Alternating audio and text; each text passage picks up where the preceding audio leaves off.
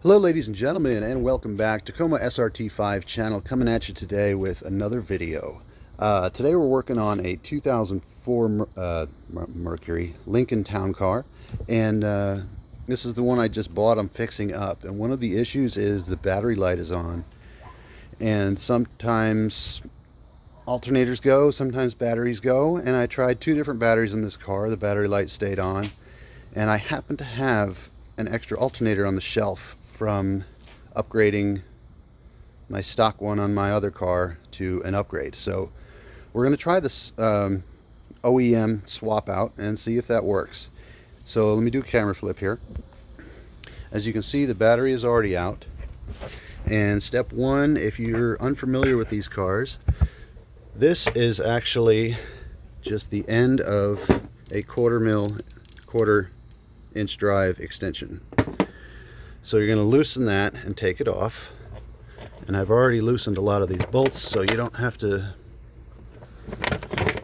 bear with me quite as much.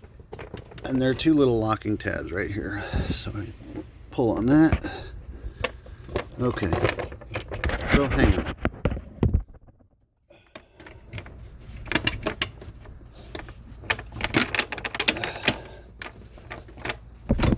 Okay.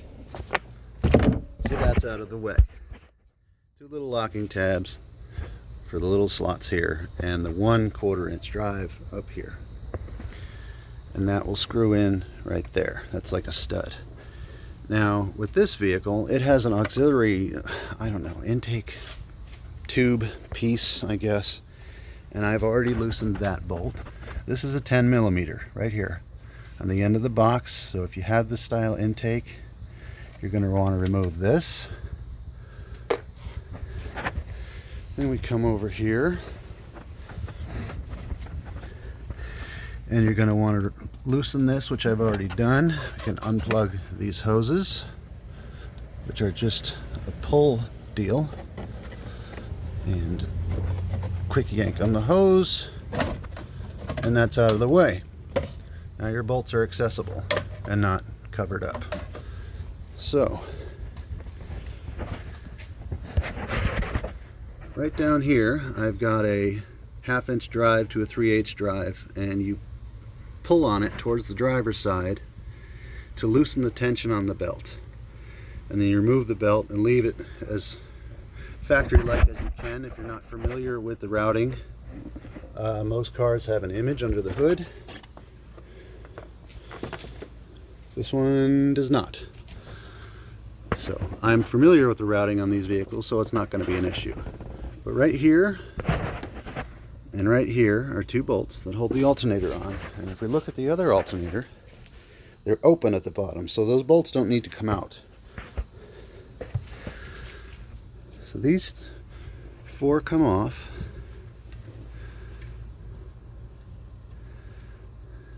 And we're just going to go ahead and replace this alternator. And if this one's bad and the other one's good and no more battery light, then that takes care of that. If the battery light is still on, then we will diagnose further and discuss that.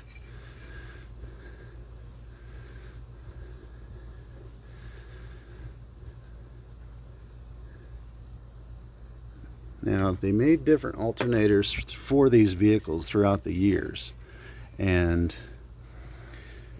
the one I believe came in my Grand Marquis is the same as this one. It's the same dimensionally. The bolt holes are the same, and the plug appears to be the same.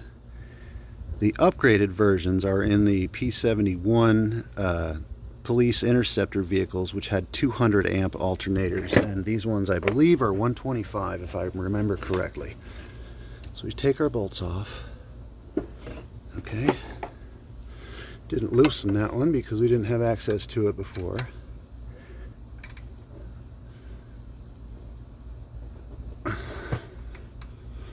Alright, give me a second here. Alright, I got that bolt broken free with a ratchet. I don't even know that you have to remove these all the way because look, for clearance issues maybe, yeah, we'll take it off anyway.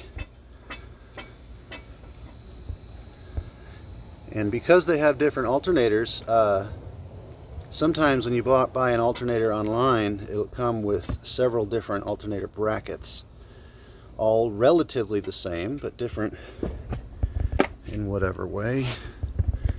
And now we need to remove this rubber piece, which I've already found out is quite dry rotted and quite stuck on there. So we're going to take our screwdriver and just kind of work on it. And I probably should have loosened that first, but there we go, there we go.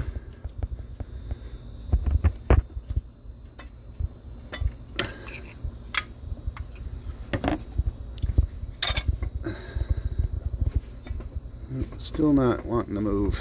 All right, let me pause the video and I'll work on it. But this is how you're just gonna kind of massage the edges and kind of work them up. Sometimes the rubber gets stuck on the wire there that goes to the battery. But I'm going to use two hands and try and work on this and show you what we do next.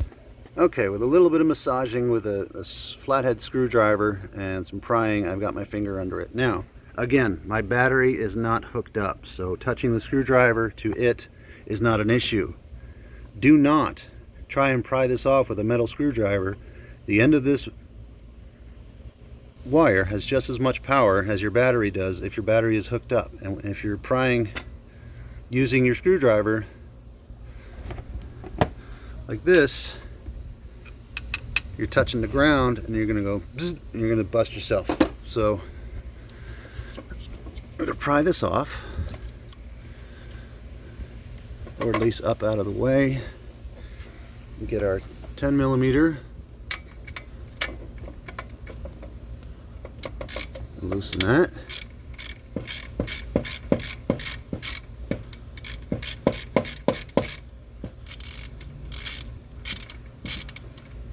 Get our fingers on it before it falls out anywhere.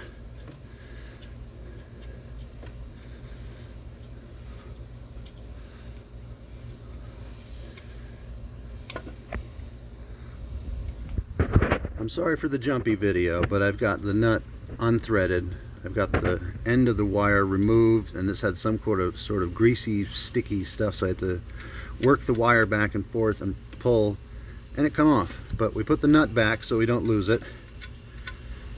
More than just one thread, so it's not going to wobble off and transit to and from the garage and whatever.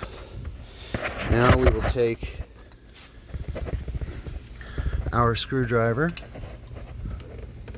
or a pick if you've got one, and I'll show you on the one on the shelf here. This is what the plug looks like. Right here. There's a little locking tab, and this goes over the end. So we're going to pull up just enough. That's old plastic that's been hot and cold a whole bunch of times throughout the years of this car's existence, so let's not try and pry it too far. So this is another two-handed job. I'm going to pry with the one hand and pull on the socket with the other one and kind of work it around and try and pull it out without damaging anything. So I'm going to pause it again and I'll get it loose and we'll show you. Okay, that was a whole lot easier than anticipated. We pry this back and we pull this out. Now the main wire to the battery is undone. The alternator is unplugged and it's unbolted. So with any luck, we can do this. Yep, that's it. And this is our code 0729 2003. So that's probably the original alternator, being that this vehicle is a 2004. Not all parts are made on that day. Some, you know, I would assume the assembly line has plenty of parts in stock to build the car that they need to build. And I've actually cracked this plastic, so I've got it super glued and gluing back together as we speak. But let's check the code. GCB, GCC, 3W1UAB, 3W1UAB. So I'm not exactly sure how these manufacturer parts, the codes work, but I would assume this is more of the part number than the GCB, unless that's a detail that I'm blindly missing, but we'll bolt it in, we'll get the battery in, and we'll give it a shot. So from here, I'm going to remove the zip tie, remove the old plug, and do all this in reverse. All right, ladies and gentlemen, we're back. We've got the new, or not, the replacement alternator. Slide it down on top of the bolts. And let's see if the plug fits. Plug fits. Okay. Good news so far.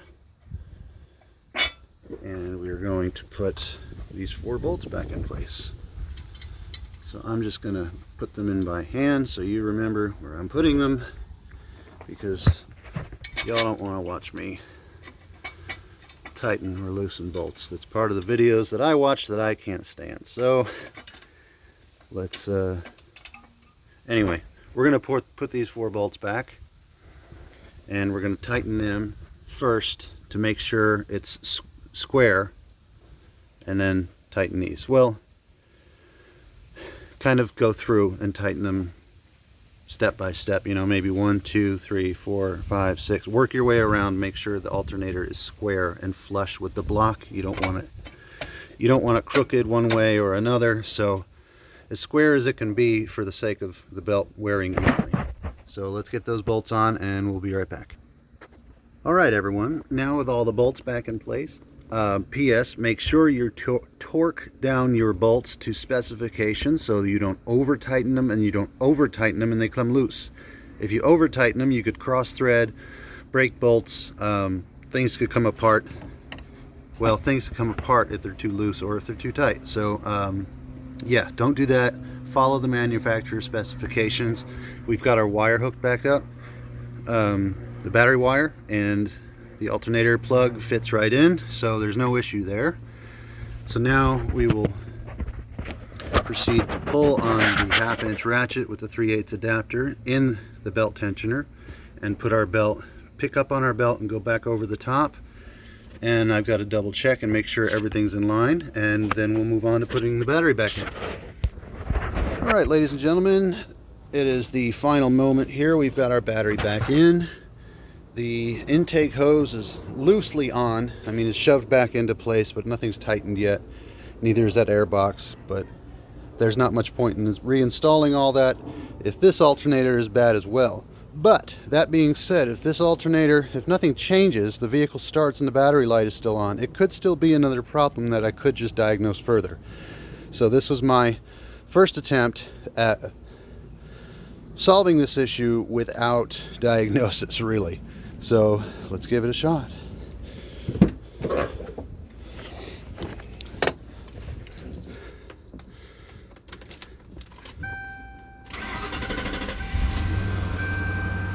And we have excellent, good news, no battery light.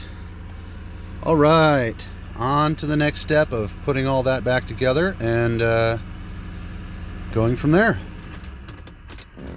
That is great. Okay, ladies and gentlemen, that's it for the alternator swap video, and we'll move on to the next job. We'll see you soon.